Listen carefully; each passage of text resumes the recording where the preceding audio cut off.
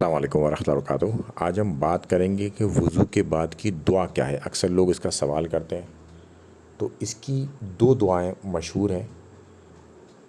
پہلی ہے اشہد لا الہ الا اللہ وان محمدً عبدہ ورسولہ، کہ میں گواہی دیتا ہوں کہ اللہ کے سوا کوئی معبود برحق نہیں، اور یہ کہ محمد صلی اللہ علیہ وآلہ وسلم اس کے بندے اور رسول ہیں۔ اور دوسری روایت میں یہ بات ملتی ہے کہ اشہد لا الہ الا اللہ وحدہ لا شریک لہ واشہد ان محمدً عبدہ ورسولہ، کہ میں گواہی دیتا ہوں کہ اللہ کے سوا کوئی معبود برحق نہیں، وہ یکتا ہے،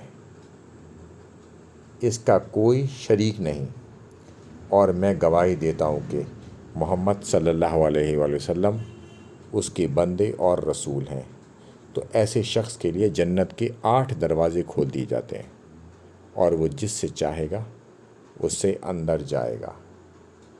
تو یہ اس دعا کی ایک خاص بات ہے، جس کے یہ فائدہ ہے کہ ایسا شخص 8 جنت کے دروازوں میں سے کسی ایک سے وہ اندر جائے گا، تو وہ اس کی مرضی ہوگی وہ کس سے جائے گا۔ تو یہ بہت بڑا درجہ ہے۔